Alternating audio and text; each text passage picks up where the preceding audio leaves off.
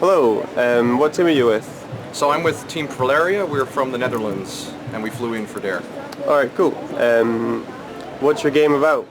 So our game is a two-player snowball fight, so it's competitive, and we've connected two smartphones to each other, and you actually gaze into a 3D environment like a window, so you have to roll snow on the ground, and then through various motions and like finger gestures, you actually throw the snowball to your opponent. So you can put literally different spins on it by giving the snowball a rotation, and there's three axes that you can actually throw it in afterwards. Alright, cool. And how many people are in your team? So we maxed out the 8-person count for this. It kind of grew right up until we actually pitched to DARE. So we had a couple weeks where we were taking on and then losing people again and trying to find people that had actual time to commit to basically working full time for at least most of July. So right now we're still with the 8-man team.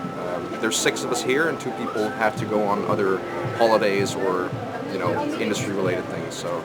All right.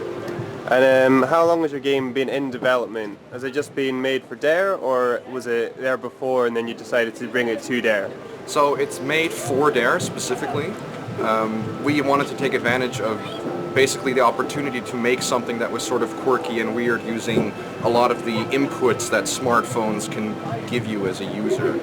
In this case, we initially started working on a radically different concept, and we kind of discovered that it wasn't a really great fit for the very short play sessions that most people were going to be having here. Yeah. So we ended up taking 1 or 2 mechanical elements from that, mainly the camera idea, and seeing what else we could do with that. So we sort of transitioned from a camera as a way of telling a narrative to, oh, what if we do like lassoing with gestures and camera, do a puzzle game, or what if we throw objects?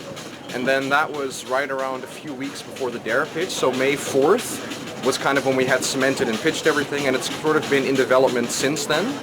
Part-time for May, and then up to July, or half of June was part-time, and then all of July was basically full-time production for most people on the team.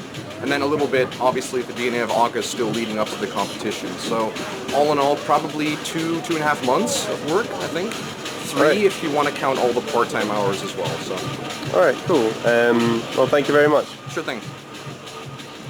Hello, and welcome to my review of the DARE version of Snowdown. Snowdown is a fun little game that makes good use of all the smartphone features. The touchscreen and gyroscope are both used to their full potential, and creating a game in the 3D space was a great idea. There is a nice little risk-reward mechanic around building up snowballs. One player has to look away from the other player to build up snowballs, leaving them vulnerable to being attacked. Players can either make a lot of small snowballs to pelt their enemies with, make one large snowball, or make one at a time to make sure they are watching their opponents as often as possible. Each player is constantly swiping or spinning or tapping the screen, which makes each player's decision feel urgent, leading to some hectic play. Rolling snowballs and putting spin on them also takes time but doesn't have to be committed to, so each player is constantly making decisions, changing their mind and trying new things. All these mechanics come together to make a fast-paced head-to-head game. A single round doesn't last long, and I doubt many people would play it for long sessions because of how tiring it would get, but it's not designed for that. It's a fun little game for 5 minutes with another friend, perfect for the second half of a lunch hour at school. In conclusion, I have no real complaints. This is a fun little game that knows what it is trying to do and does it well. The real test is whether or not 2 kids with smartphones would take the time to play this.